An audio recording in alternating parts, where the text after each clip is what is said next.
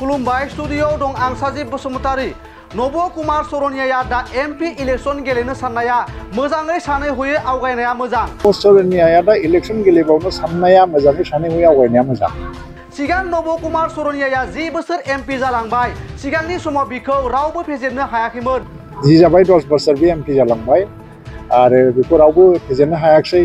नाथाय 2014 मायथाइयाव first election देरहानानै जेब्ला इलेक्शन पिटिशनाव थाङो अब्ला बिखौ गुवाहाटी हाइकर्टआ एक्सेप्ट खालामाखैमोन। दानि एसटी सार्टिफिकेट दाननाया बै केसजों जेबो सोमोन्दो गैया। बै केसखौ देरहादों होननानै रावबो बुंनो हाया।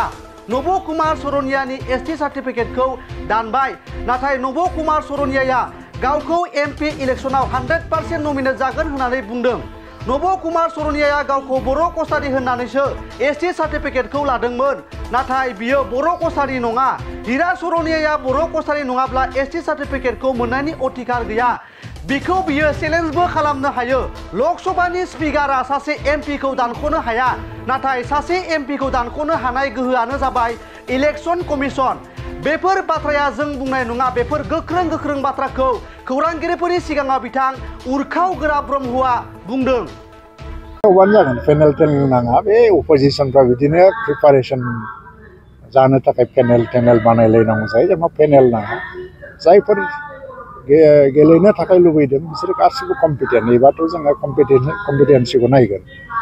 हानायमानि माने जायफ्रानोखि खुंथायावबो एसे आइडिया दङ, जायफ्रानोखि भारतनि संबिजितखौ मोजाङै फर बुंनो हायो, जायफ्रानोखि भारतनि आयेनफोरनि सायाव गियान दङ, जायफ्रानोखि सामाजिक लेभेलाव समाजनि मोजांनि थाखाय खामानि मावनायनि मोनसे एक्सपिरियेन्सबो दङ आरो हानजाजों गोबाव समनिफ्रायनो लोब्बा थाबोनाय मानसिफोर दं। बिसोरनिफ्रायनो जानाया मोजां होननानै जों सानो। ओंखायनो जोङो दाबो सानसे साननैनि गेजेरावनो बेखौ फोसावहैगोन आरो जोंखौ लानानै बारा खर' सानो नाङा, खारन जोंनाव रेडिमेड फिल्ड दङ।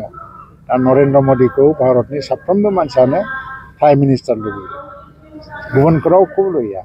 दा बेनि मिनिङा सिम्पल जे क'क्राझारावबो इउपिपिएलनि जाय केन्डिडेटआ एनडिएनि केन्डिडेट जानानै मित्रजोटनि केन्डिडेट जानानै गेलेगोन, बे देरहालांबासो प्रधान मन्त्रिया नरेन्द्र मदि जानायावबो मदद हैनो हागोन, अब्लासो बिनि लाब जागोन।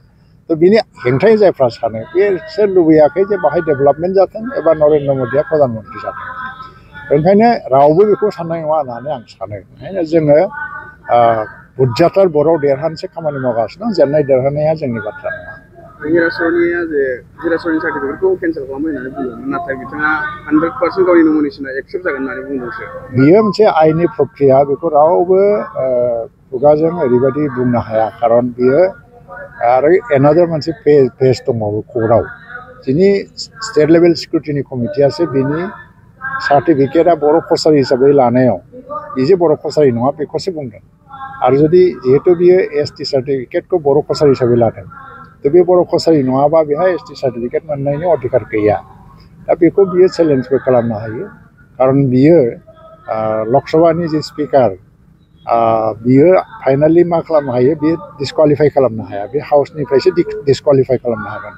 सासे एमपिखौ इलेक्टेड रिप्रेजेन्टेटिभ हिसाबै डिसकुवालिफाइ खालामनायनि राइटआ जाहैबाय इलेक्शन कमिशन। थ' जि स्पिकार, बे स्पिकारा खालि कमिउनिकेटल' खालामनो हायो जे बेबायदि मोनसे कमप्लेन फैदों बेनि सायाव जे इलेक्शन कमिशना बेनि सायाव मा लायो।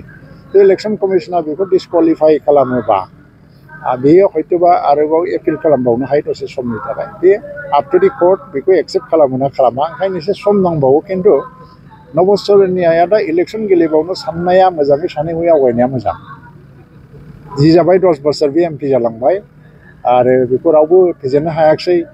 2014आव प्रथम इलेक्शन देरहानानै बे जेला थाङो जोंहा जनजाति सुरक्षा मानसिनिफ्राय इलेक्शन पिटिशन होदोंमोन, नाथाय बे इलेक्शन पिटिशना गुवाहाटी हाइकर्टआ बेखौ इन्टारभेनखौनो खालामाखिसै।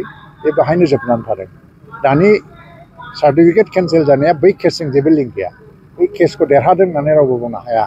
बै केसआ बैयावनो जोबदों। बेनि उनावहायसो एसएलएसिआव स्टेटनि एसएलएसि सिकिउरिटि माने कमिटियाव कमप्लेन होनानै सिकिउरिटिनि कमिटिया हाइकर्टआ माने मोनसे अर्डार होदों जे सिकिउरिटिनि कमिटिया थाबैनो मानो स्क्रुटिनि खालामाखै दाबो। बे स्क्रुटिनियावसो बे नुजादों आरो दा बेवहाय मोनसे लिगेल प्रसेस दंबावो आं सानो खिन्थु बेहा मोनसे प्रब्लेम फेस जागोन बे जुदि गेलेनो ओंखारबावोबा तो बेखायनो बियो सानै हय आवगायनाया मोजां आं जेबो गोराय जेबो बाथ्रा बुङा क'क्राझार सहरनि साखाथि थिथागुरियाव थानाय मानास पाब्लिक स्कुला 2024-25 सोलोंथाइ बोसोरनि गोदान मुं थिसननाया सोलिगासिनो।